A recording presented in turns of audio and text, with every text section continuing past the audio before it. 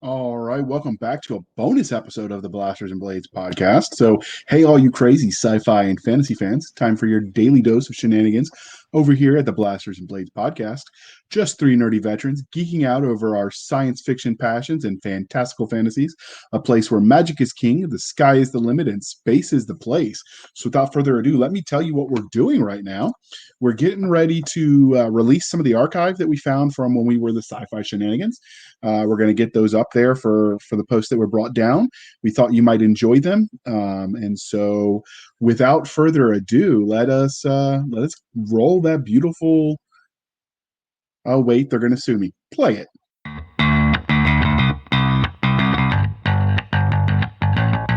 Hey, all you crazy sci-fi fans. Time for your daily dose of insanity over here at the Sci-Fi Shenanigans Podcast. Just three nerdy veterans geeking out over our science fiction passions. A place where the sky's the limit, space is the place, and nerds run the world. And without further ado... All right, listeners, welcome back to the Sci-Fi Shenanigans Podcast. Today, we have a distinguished panel of authors and JR to talk about an exciting new series of books in the best-selling Galaxy's Edge universe. This series centers around the Order of the Centurion in the in-universe's highest award for valor. So, let me introduce the award. The Order of the Centurion is an all-new series of standalone military science fiction thrillers set in the Galaxy's Edge universe, ranging from the Savage Wars to the arrival of the Black Fleet. Each book features the legendary heroes of the Legion who forgot nothing in their earning of the Legion's highest honor.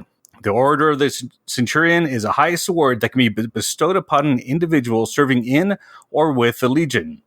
When such an individual displays exceptional valor in the action against an enemy force and uncommon loyalty and devotion to the Legion and its legionnaires, refusing to abandon post, mission, or brothers, even unto death, the Legion dutifully recognizes such courage with this award.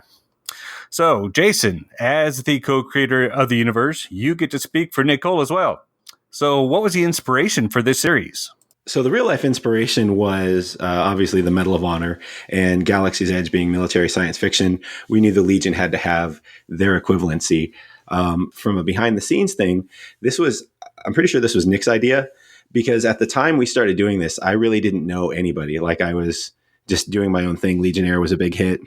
But Nick introduced me to like Richard Fox. He introduced me to Jonathan, and he's like, hey, let's do this and we'll get these guys to write in the world. And so I was like, oh, okay, that's great. We knew that we had a deal coming up with Audible Studios, which would make our audiobooks exclusive. And so our initial plan was to work with some of the best writers in military science fiction, some of our favorite writers in military science fiction, and have some material available during that drought period where we were working on things like the Savage Wars. And then Audible Studios said, hey, we want that too. And they threw like just crumpled up $100 bills at our face. And so we didn't think long, but then we made that offer. We took that offer. And so now those are delayed. But they're coming out now. And if you're a reader, you still have to wait 6 months after the audio release. But, good things come to those who wait.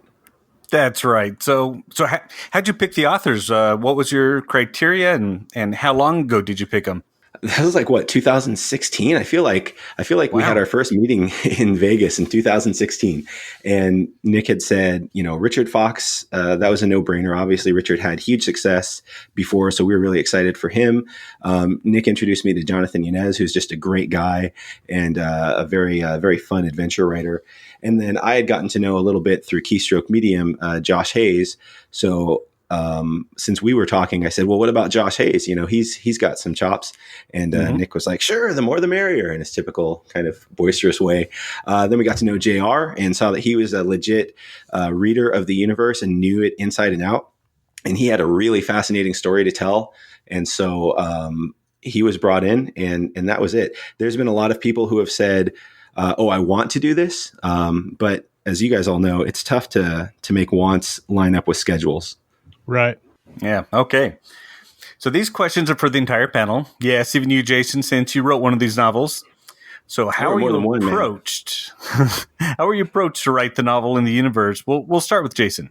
So Nick was like, We got to write an Order of the Centurion novel, but I'm really jamming on Tyrus Rex, and jamming is a word that Nick uses a lot. I'm really jamming on Tyrus Rex. So I said, well, I'll plot out the Order of the Centurion and I'll work on that. And so I just took some time aside and started working on that novel as my primary project, and just kind of tried to set the pace, and it was pretty well received. And that was it. But we knew we had to have at least one that was just by Anspach and Cole. And so we made that the lead-off novel, and then we were off to the races. Nice. So what about you, Richard? I was at dinner with Nick Cole and his lovely wife, Nicole, and we were sitting there having pizza. And Nick said, "Hey, I'm interested in opening up the universe to other writers to come and play in our sandbox." And I said, "Yeah, that's very interesting." And I asked, "Well, what if I could do a kind of a spy novel set in there?" And he's like, "Yes, that'll work." I'm like, "Okay, yeah, I'm up for it." And so Galaxy's Edge was great. I knew that the readers who like Galaxy Edge really liked my stuff too. So I thought, well, if I write in their audience, it's similar genre, similar vein. I know who I'm writing for. This is easy. It's an easy T-ball. It's a T-ball home run if I write for them. So yeah, of course I'll do it. Right now, what about you, Josh?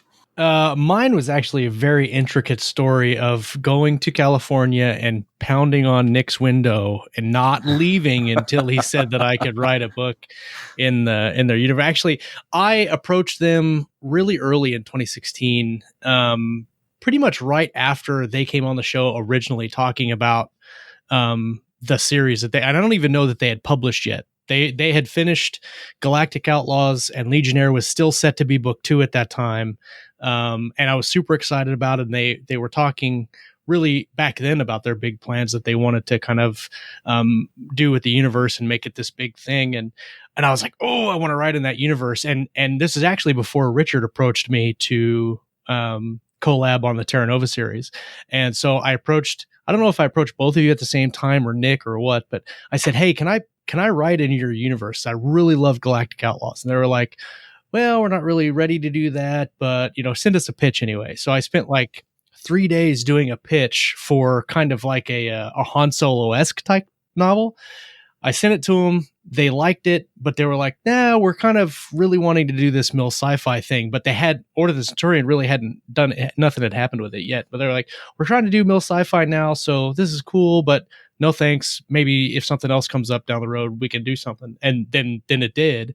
And then Jason sent me a message. I don't remember when, but he was like, hey, this is what we're going to do. Are you interested? And I'm like, yes. Yes, absolutely. So let me think about that for a minute.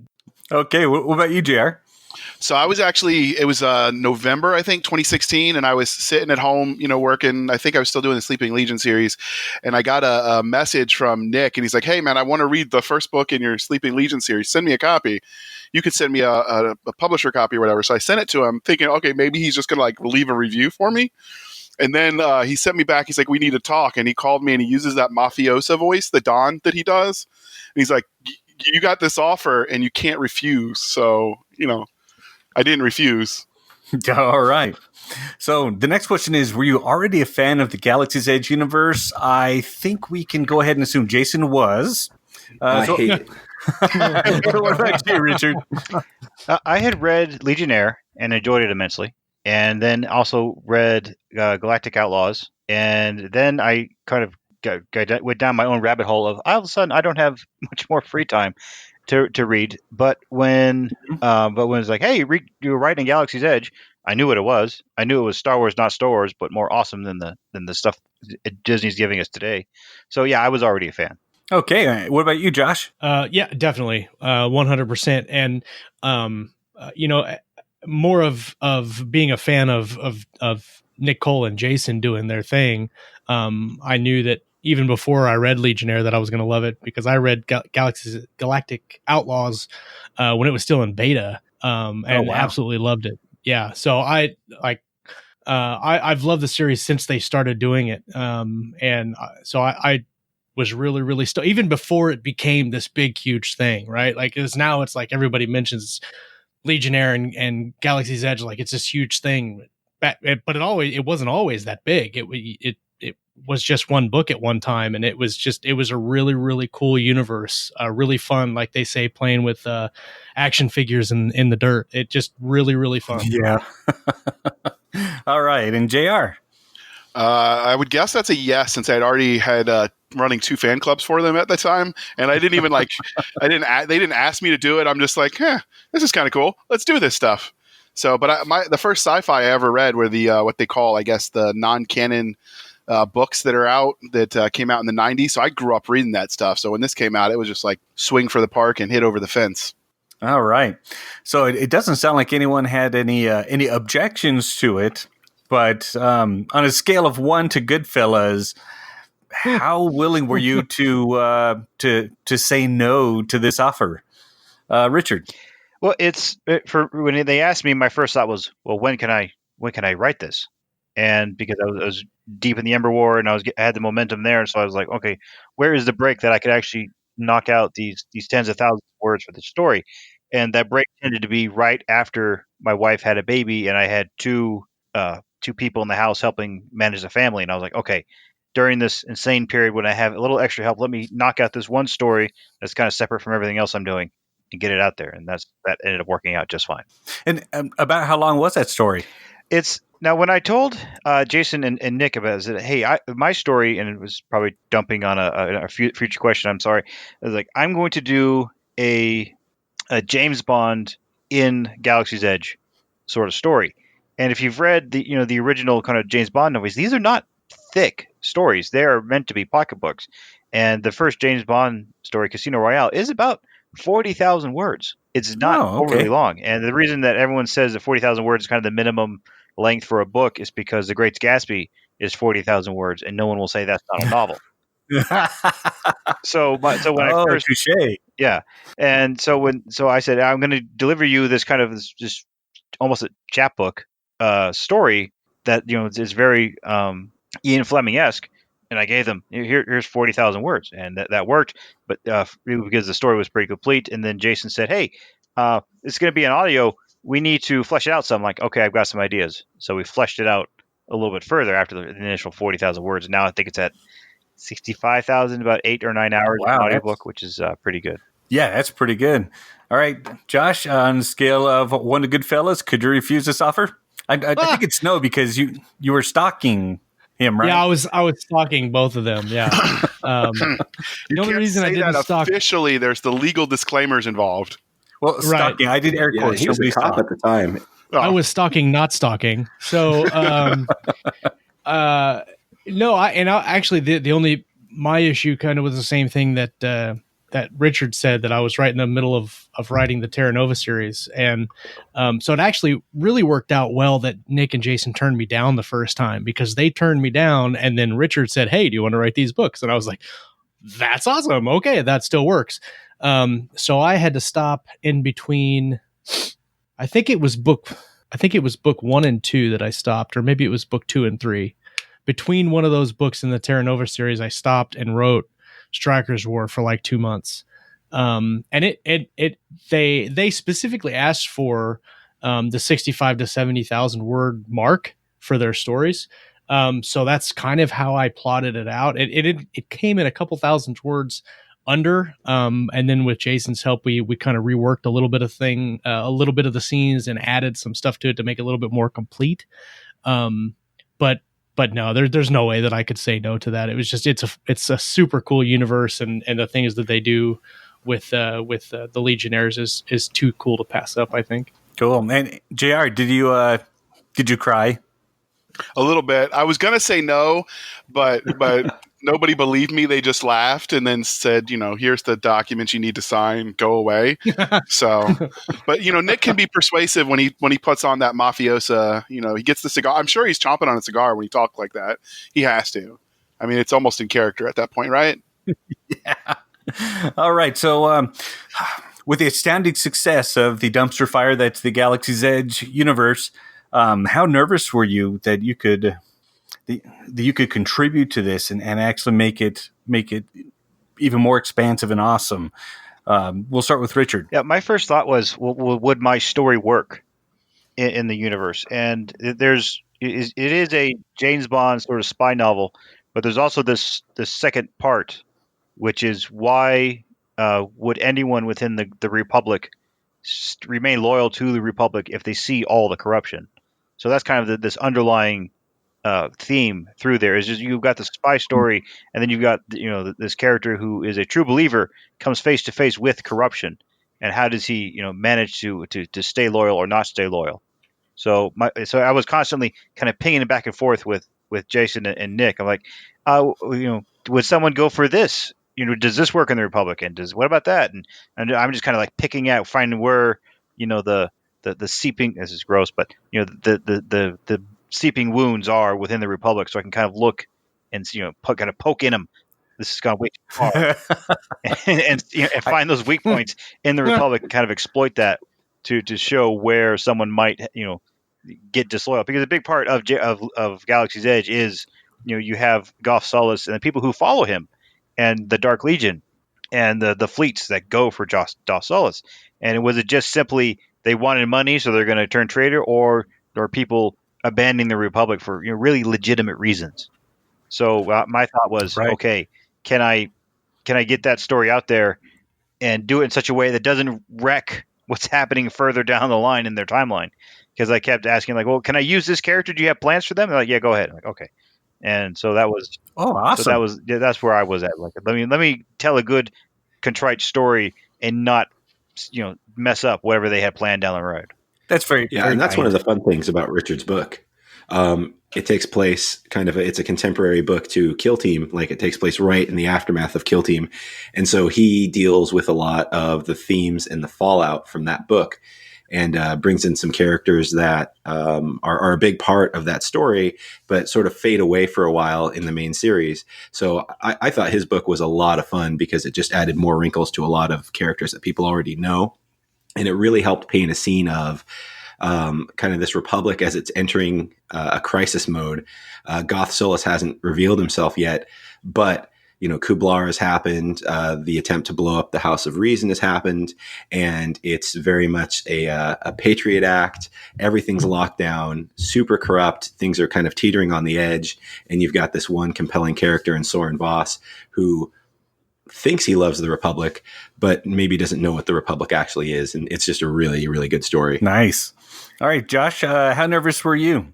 I don't know that I was. So I was a little nervous, but not nearly as nervous as when you see the fans talk about the books. Because the Galaxy's Edge fans are pretty loyal. They're pretty outspoken, and so I wasn't nervous until I started seeing reviews and that kind of thing on all the books, and I'm like, oh gosh, I really hope I don't just throw this in the trash can, and I hope it's good. The other thing that made me nervous is I kind of went on a different stylistically. I went differently. I presented the novel differently than I think some of the other ones. In that I put some chapter headings that were parts of a letter that one of the Legionnaires writes to his mom and dad. And I tell it from two separate points of view. Both are sergeants in this platoon. And right at the beginning of the book, chapter 1, verse 1, it's the first thing you read is, "Mom and Dad, if you're getting this letter, I guess I died," or something along those lines. So like right at the beginning of the book, one of them is going to die, but you don't know which until you get to the end. And so I was really hoping that was going to fly, that it was going to be okay. Jason actually really liked the idea. And then when the book actually got edited and put back together and fixed, he took all those chapter headings and put the letter together at the end of the book, which I had no idea. I didn't even think to do that. And Jason did that, and it worked extremely well, because you go through the book and you get snippets of every line or of the letter, and then you get to the end and you get the whole letter right after the end. And that was pretty emotional, pretty impactful at the end of the book. But I was really I was worried about that. But then I remembered that every book that they wrote in Galaxy's Edge is different from the first one. Like they have a second person book. Who writes second person? Like, who does that? Like, but they did, and it worked, and their fans loved it. So wow. As I seem to see them do different things with the series, I was like, oh, this will be all right. It'll be fine. It's good. It'll be fine. Okay, JR, any performance anxiety? Well, actually, no, because I'd written in Tim Taylor's universe, so I knew how to write in other people's universe. I was actually more nervous to write my own stuff standalone than I am to write in other people's playground. I was a little bit nervous when they said that R.C. Bray wasn't going to be narrating everybody's, because I know, like, part of the first series, the season 1 arc, is like part of the love for people is that it's R.C. Bray narrating it. But so I was a little nervous about that. But no, I wasn't as nervous about that. I will say that I was surprised because, if you're an insider, so you pay for the subscription, you get to read the betas, which is one of the things Josh mentioned earlier. And so one of the things that did surprise me, though, is how much they liked some of the stuff that's at the back of the book that I never really thought about, because I tend to, as a reader myself, gloss over. So like the finished letter that Josh had, or in my case, I wrote up the actual Order of the Centurion citation for my character and put that with some maps at the back of the book, because I drew sketch maps for my scene. And the extras, it surprises me how much people dig that, because they used to put those in books and then we sort of went away from it. And now with indie publishing, you're seeing people do that kind of stuff again, and it surprised me how much people like that stuff. Awesome. So the rumor is that it's going to be Gilbert Gottfried who's doing the voice. Is that right? Absolutely. Okay. That's a joke, people. All right. No, we all had different narrators. Fire, you're in for. Fire, you're in for. You're a little too good at that, Josh. All right. Let's talk about the nitty-gritty nature of the partnership. How involved were Jason Anspach and Nick Cole in the crafting of your personal story? So I guess we'll ask Jason first. Did you pretty much get free reign, or did Nick Cole have a lot of input on your story? I essentially have free reign. So the way we always explain the way Galaxy's Edge works is like I'm kind of the director and showrunner. Okay. So when it comes to Galaxy's Edge, I'm running the Galaxy's Edge show. We have another property called Forgotten Ruin, which hasn't released yet, but it's more of a fantasy side. And if you know Nick, he likes military sci-fi. He likes Space Marine, but his heart is really with Dungeons and Dragons. So he's the showrunner for our fantasy stuff. I'm the showrunner for Galaxy's Edge. And that's not to say that he doesn't contribute, because he does an awful lot, but there kind of needs to be one head, one final decision maker. And so that's me with Galaxy's Edge. That's him with Forgotten Ruin. Nice. Okay. So Richard, how much input did Jason and Nick have in your story, or did they need it? The most of the input came down to kind of details, because when I pitched in the story, I said, all right, here's the main character, Soren Voss. Here's his arc during the course of the book. And because Soren Voss is a spy, and I thought, okay, I can set up this spy character. Would you like to have him available for use later on in your series? And like later on, if Voss ever shows up as a character, you're like, oh, and here's his origin story. And they're like, maybe, but just keep the option open. I'm like, all right, fine, I'll keep the option open. And then when it came down to it, was mostly like just specifics. Like I said, can I do this to this character? Because there's one character in the third book who's Jason, help me out here. She's the one with 4 arms. And she's basically kept as a concubine. And I said, yeah. And I was like, hey, look, can I do something with this character? And they're like, we didn't have any plans, so go ahead. And I was like, yeah, evil laugh ensues. If you read the story. Yeah, if you read the story, you know she doesn't have a good time. And then I was like, okay, what can I do with the arms dealer? Like, yeah, you can do that with the arms dealer. And then it was a lot of, because I was doing this as kind of a side story, and just the how someone can turn or not turn on the Republic based on what they see. So everything I wanted was that information regarding that. And then it was also like, tell me about when they try to blow up the House of Reason. Okay, good. And then it was also like, it's more details. How does Nether Ops work in this way? And it was just, they gave me information, and I don't think there was a time when Jason or Nick said, no, you can't do that. It was really simple, because they knew the story I wanted to write and how it fit in. And then it was just mostly just getting all the connective tissue from the main series into my story. So it worked out pretty well. Nice. And doing that double check would, I assume, help prevent rewrites as well. Yeah, because when I said, can I, are the Drusik like this? And they're like, yes, of course. And then also, for whatever reason, this joke has a lot of this book has a lot of dick jokes in it, more than I usually do, which came as a real surprise. And then when Jason was doing the rewrite, when Jason helped me add to the story, And I was rereading it. I'm like, did I write that or did Jason write that? And then I just decided if anyone ever doesn't like one of the dick jokes, I will blame Jason.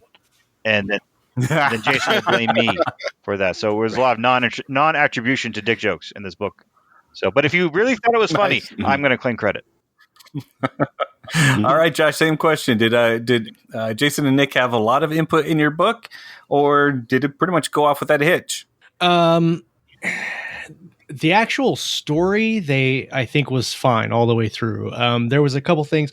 When I got closer to the end, I wanted something that would connect back to their series in some way, but in kind of like an Easter egg way.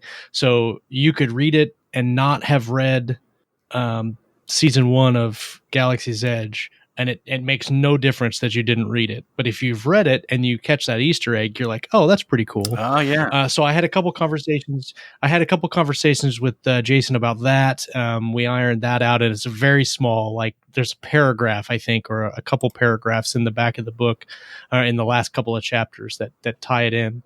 The other thing was just regular edit stuff that editors would catch just to make it better. I think some of the things that happened, like I had at one point I had a shuttle get shot down by like an air to ground rocket, and Jason was like, yeah, that wouldn't happen. They're pretty hardcore shuttles, and so we had to tweak that part of the book a little bit. And just things like that where as the creator of the tech, you understand it 100%. As someone who didn't create it, you don't know all the limitations that go with it. So there were things that he would say and find that this wouldn't actually work like this. I think at one point I had somebody shoot a sled with like a blaster or something, like a heavy blaster, but it blows up the sled. And Jason was like, yeah, that won't work either. So we had to tweak that a little bit too. So a lot of those things that he just helped tweak and make sure that was really good for the series, because had he not done that, the fans of season 1 would have been like, this is complete shit because this doesn't make any sense with the rest of the tech in the story. Right. So just minutia. Yeah, and I've replaced my my super nerd know all the details of Star Wars with super nerd know all the details of Galaxy's Edge. Yeah. So it's really like living out my teenage years again, except for it's like I set the rules. So. Yeah. But I was totally the kid who was like, well, a Lambda class shuttle probably isn't going to, that was me. I could just picture him with like a corncob pipe and a monocle, like reading my story, just like, this is silly. That was I actually streamed that, John. All right, JR, same question. How much input or how much do they have to change in your story? I mean, you are the uber super fan, so it was perfect. First try, right? Well, first, I think all of us at one point in time thought the slug throwers were the cool guns, so we all had those in there. Yeah. They're like, yeah, no, you can't do that. So that had to come out, and then they gave all of us, or at least they did me. I remember Jason approached me when we had started the editing, and he's like, how much do you want me just to make the canon work and then, we'll go with it? Or do you want like a true co-writing? And since one of the reasons I said yes was because this is a learning experience, right? Like they've clearly done something right. Legionnaire is still, a best-selling novel 2-3 years later. And so when Jason's like, do you want me to co-write with you? I'm like, yes, before he'd even finished the sentence. And so for me, this was the first story I'd ever written first person. So like there was some of that where he had to, hey, you got to actually not say he said, it's I said, that kind of thing. Oh, sure, yeah. And then part of it was I had an idea where the story was going, but I didn't have it outlined. This is the first and only story that we'll ever write with no outline. So there was some back and forth editing that where Jason was like, yeah, this kind of doesn't make sense because you sort of drop this over here. So yeah, there was a lot of back and forth. I think the inspiration though was it does tie into the main series in that one of the novels you have Lopak, which is like this really awesomely funny. I love Lopak. The pirate. He mentions a list of atrocities the MCR committed, and so I was like, well, let me take one of those and write that story. And so that was sort of the pitch for me. And so because it was so in the periphery, there wasn't a whole lot, because I made all of it up. So it wasn't, other than the minor details, there wasn't a whole lot in that respect for him to fix. Awesome. Okay. Now, without giving away too many details or too many spoilers, even though I think Richard did a little bit, let's talk about your stories. So could you give us the name of your story and a short synopsis. What kind of the flavor? But we're going to start with Jason. Sure. Yeah. So my first one is Order of the Centurion. So it's the title of the book and the title of the series. And it takes place in Sidon, which in Galaxy's Edge is sort of the Vietnam. It was the first big conflict that followed the Savage Wars. And it was also the point in time where the House of Reason began issuing appointed officers to the Legion, which is a big problem by the time you reach season 1. So my story was about a particular appoint named Wash.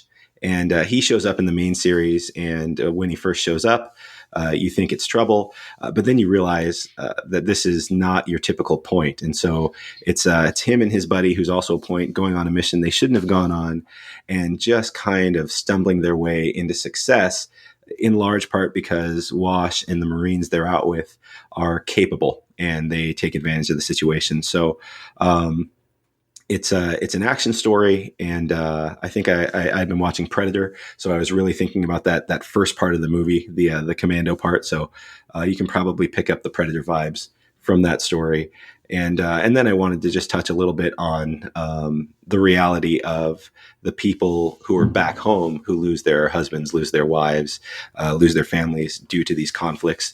Sometimes that's not really shown so much, and so we included that, and I think that's what caused that book to resonate so well, was the way it kind of rips your heart out at the end. And really Josh's book, even though you know it's coming, like he said, it just kind of rips your heart out. Actually, even JR's book, it feels exhaustive. You feel exhausting. You feel like you're a leg and like it's just never going to stop. And when the book finally ends, I remember reading it and feeling like a sense of relief, not because it was done, but you felt like relief for the character. And I remember JR like went on Facebook and messaged you real quick. And I was like, dude, that was just such a perfect way to get out of that and to finish that book up. So anyway, that's my praise for all that. Richard, his ending was not quite as bittersweet as anybody else's. Yeah, Richard, you're next. Right. So here's the book description I think is going to be used. I don't know if Jason has made some changes, but Through the Nether is the title. And synopsis is, Nether Ops works in the shadows, and those shadows taint everything they touch. Soren Voss believes in the Republic, but when he puts a promising Navy career on hold to serve as a covert agent, he encounters truths that throw everything he knows into turmoil. A stolen cache of weapons, a mysterious upgraded form of Legionnaire armor, and a written oath of loyalty to someone named Goth Solus. The agent follows leads that bring him face to face with traitor Legionnaires, crooked politicians, and a powerful smuggler and gunrunner named Scarpia. Soren follows a darkening path to the heart of the Republic, and what he uncovers leaves him wondering not only if the Republic can be saved, but if he's even on the right side. U.S. Army veteran Richard Fox, author of the Ember War Saga, teams up with Anspach and Cole to deliver this thrilling standalone novel set in the aftermath of Galaxy's Edge Kill Team. And Nice. I think that's the copy that we're going with on Tuesday. So, but mine it's a spy story, not so much the out and out military science fiction that is most of these Order of the Centurion books. And what it was is there is the Order of the Centurion does come into play towards the end of the book. But how and why, I'll leave that to the readers, because it kind of goes back into the theme of Soren's character arc. So, but it is a spy story with plenty of action to it, and some real moral conundrums that the characters face along the way. Nice. Okay, Josh, you're next. So my book is called Striker's War. It takes place a little bit before Legionnaire, and I didn't know that Jason was doing a kind of Vietnam-esque story at the time, and I knew that Legionnaire was like in the desert, kind of where they set it up, kind of like Afghanistan. And in my mind, I was like, I really want my Legionnaires to have like the jungle green armor. Like that was just number one. That was my number one thing. I didn't care a shit what the story was. I just wanted them to be in the green armor. And that was what I think I asked Jason about the cover, like having green armor on the cover, like at least 107 times, at least. But so mine I set up is basically kind of a third world planet, but not really. The place where they go to is very isolated away from where most of the population of this planet is. It's kind of like a lizard race of aliens, and they mine this very rare ore. And the Legion, the Republic has come in, and they're helping protect and helping to facilitate the mining and transportation and all the production that goes along with that. And they start getting attacked by these insurgents, and the Marines can't handle it, so they call in the Legion. In my book, there's actually 2 points that are hindering the operation. Instead of just one, I was like, 1 bad point, but we great, but how about 2? And just throw a huge wrench into it. And so I tell it from Sergeant Lincoln's point of view, and then from Sergeant Talon's point of view. And I set the book up at the beginning. I kind of wanted to have a book where a lot of the mill sci-fi books and a lot of books, they set up your character like this is his goal, this is where he wants to be, and that's where he gets to by the end of the book. I didn't want to do that. So I set up my main character with, like, in the very first chapter, this is kind of what he wanted to do, and he gets it in the very first chapter. And then you read the rest of the books, and by the time you get to the end of the book, that's not where he ends up at all. And the other character, kind of the same path through the book. I knew that I knew from the beginning, I knew which one I was going to kill off. But I wrote the story so that, like, there's several chapters at the end where the end of the chapter is that could have been the death of that character, like, very easily. And I did that like 3 or 4 times. Like I had one guy get shot in the head. I had another guy get shot by like an automatic blaster, and just like in the chapter right there. And a couple times I did it. Jason was like, you can't, you kind of need some more in here. Like you end it, but then you don't fix it. And so that, going back to his edits, that helped a lot. But I think the biggest compliments I got on this book were the dialogue and the combat action in the scenes. A couple of the vets, the Insiders group has a lot of vets in it, and I got a lot of messages from them saying that they really, really enjoyed that aspect of the book. And then I've got more compliments on the ending of the book than any of the other compliments, and they all are basically, you made me cry, you're a dick. Yeah,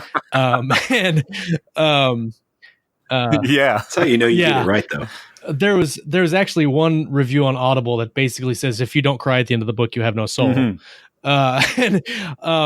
And even when I re-listened to it, the Ray Porter narration, I re-listened to and even knowing it was coming, I still choked up a little bit because kind of like what JR said at the end of his, where he puts in the citation, I did the same thing, except I did like they have a ceremony, and they read every award you get in the military. There's a ceremony where they basically say, attention to orders, everybody stands up, and they read the order verbatim, and then they issue the citation. So I basically did that in the end of the book, and then put that letter in there. And when you do those back to back, it really just kind of stabs you right in the chest and twists a little bit. It was a really fun story to write. Nice.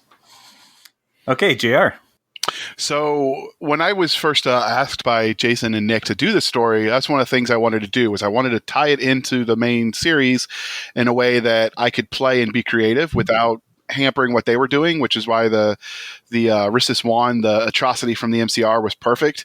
And then as I was prepping for that, I had one story in mind, and Jason was doing a podcast with Nick, and I can't remember, and he made the joke that if you want to be leads, you got to be thin, which is from an old Army cadence. If you want to be airborne, you got to be thin.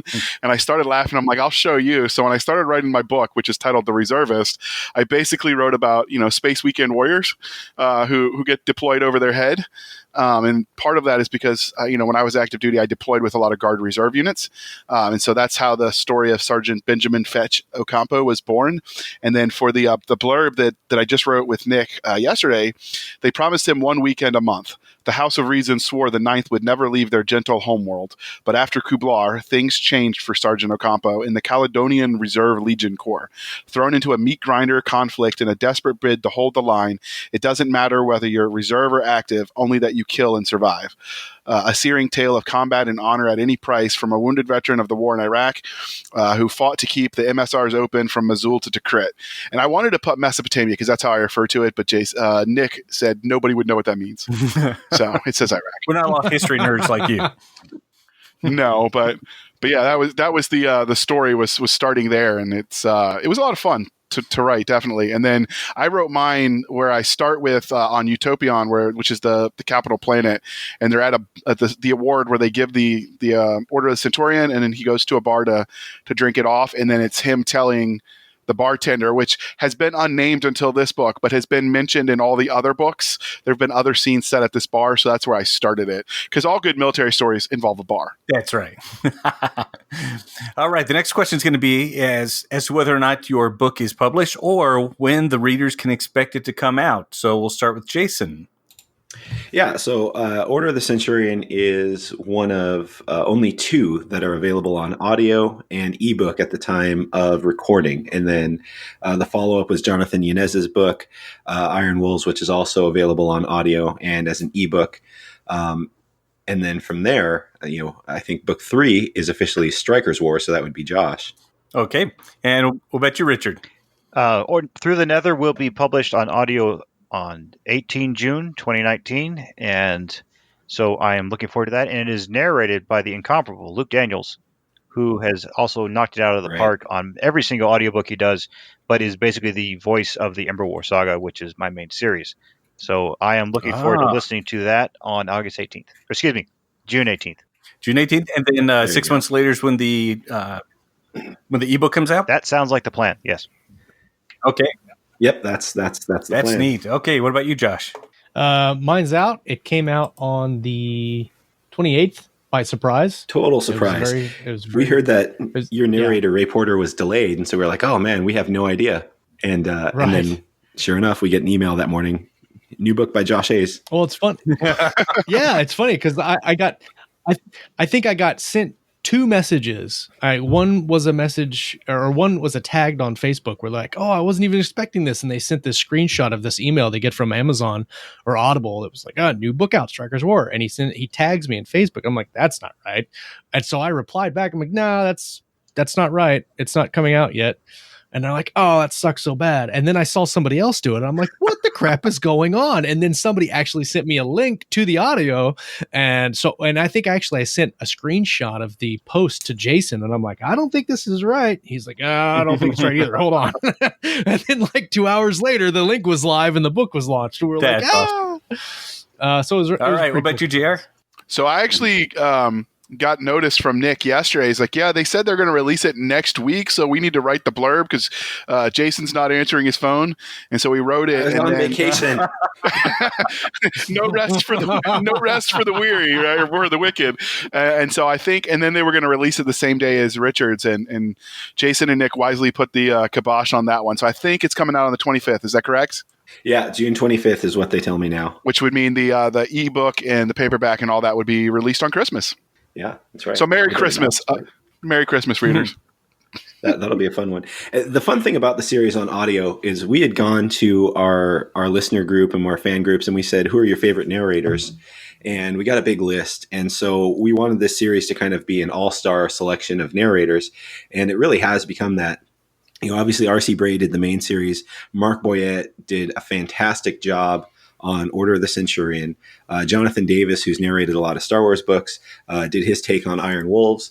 And then, like Richard said, you had Luke Daniels for Through the Nether, Ray Porter, who does fantastic work on Striker's War.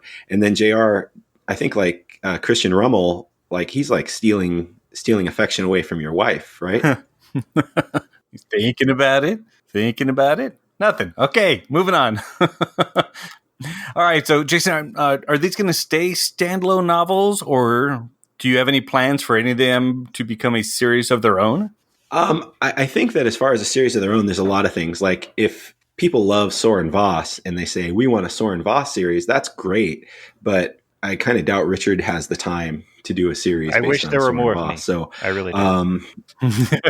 Yeah. it's like he's got a lot of stuff. Josh's career is really booming. He has a lot of stuff. JR is an up and comer. So I think that these are all going to be standalones, but some of the characters will likely show up at some point just for fun. We try to do tie-ins throughout. The Iron Wolves is tied into the main series, and in some future stuff, I sort of have some ideas penciled down just to have those callbacks. I think that's one of the popular things about Galaxy's Edge is it is so comprehensive, and I do have such a nerdy mind that I'm able to just remember all this minutia and call these people back. So I think we'll see the characters and the units again, at least in reference. But we don't have any specific plans for full-on continuation of a series. Okay, no problem.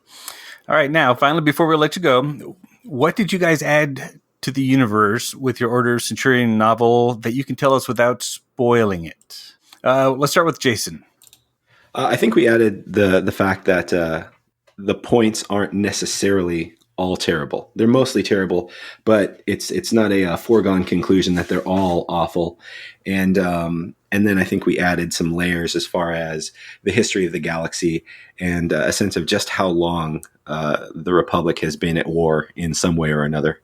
Okay. What about you, Richard? For what I added to the Galaxy's Edge universe is, if you get through the series, Gus Ellis becomes a major player, and that there's a significant portion of the Republic that goes with him. And so what I endeavored to add was, why they thought that way and why someone who should have been loyal to the Republic might have looked at everything and go, you know what? To hell with this. It's a dumpster fire. I'm going to go join with some people who are going to put that fire out. So that's kind of what I was adding, that other perspective of, who are the traitors? Why do they think that way? And how do they justify what they've done? So that's what I try to add. That complicates things nicely. All right. What about you, Josh? Oh, what did I add? Probably not anything significant. I created a basically this really ugly, nasty looking like devil dog, a hellhound in my book that Jason helped a lot with. And it's pretty gnarly. But other than that, I don't know that I added anything that actually affects anything or that would really make any kind of groundbreaking changes. I just wanted to contribute just a little bit to a different portion of their story that didn't have anything to do with where they were at there at the edge. And so I wasn't trying to do anything like that. But I readers might glean that, and that'll be cool if they glean something like that and tell me about it later. Right on. Okay, and finally, JR. All right, of course. So I added explored the kinder and gentler nature of the donks. And hey, why are you laughing? Stop laughing at me. All right. So seriously, I wrote about the Legion Reserve Corps, and I threw in some fun acronyms into the universe. But mostly, the contribution I wrote was the existence of a reserves. So. All right, panelists, how can our listeners find you? We'll start with Jason Anspach. Like physically, I don't think that I really want that, but I guess just look for all the kids and then you'll find me kind of chasing after them. But if you want to find me online, I have a website, jasonanspach.com, and there are links to my social media, Twitter, Instagram, Facebook. I'm not really on as much as I once was because I actually try to write now for a living. So I found that when I don't go on those social media sites, that gets way easier. But I do respond to all my emails at least once a week. So that's how I prefer to reach contact. Just send me an email, and my email is jason@jasonanspach.com. So I always look forward to hearing from readers and listeners, and I'd love it if you reached out. Awesome. What about you, Richard? Readers could find me over at Amazon. Just type in Richard Fox and perhaps the Ember War afterwards, and then you will find a whole plethora of books. You can see my smiling mug there looking at you, and just click on my face or my name on Amazon, and it'll take you to a giant list of my books. Or come to Facebook and type in Richard Fox author, and you can join my page there, which is full of news and my occasional musings on science fiction and other fandom activities. So that's Amazon or Facebook, best place to find me. Okay, and Josh. Facebook. I've got a website, joshhayeswriter.com, that I need to update more. But Facebook is probably the number one place you can find me. If I'm not on my personal page, you can find me at the Keystroke Medium group. I'm always there. Just type in Keystroke Medium. You can find me there, or Josh Hayes. Either way, that's the easiest. I'm not really on Twitter. I have a Twitter, but I'm not really on it because I get lost. And most of it's a whole bunch of crap that just makes me mad when I read it. So I try not to go on there anyway. But mostly on Facebook and my Amazon page, obviously. Okay, and JR, where can the listeners find you? So I hang out at the Galaxy's Edge fan club. Obviously, I started it and run it.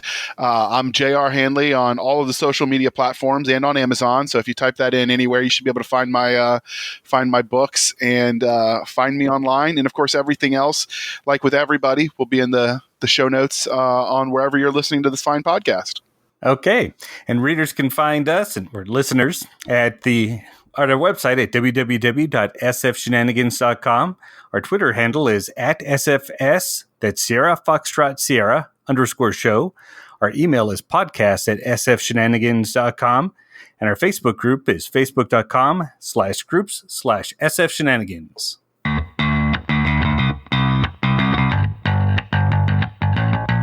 Thank you for spending some of your precious time with us. For Chris Winder and Cisca Smalls, I'm J.R. Handley, and this was the Sci-Fi Shenanigans Podcast. We'll be back next week at the same time, where we'll indulge our love of space and all things that go boom. All right. Thank you for sticking with us through that archived episode that was in the digital memory hole that we found. We thought you'd enjoy it. So thank you for spending some of your precious time with us. For Nick Garber and Doc Cisca, I am J.R. Handley, and this was the archive for the Blasters and Blades podcast. We'll be back at our regular scheduled time, where we'll indulge our love of nerd culture, cheesy jokes, and all things that go boom.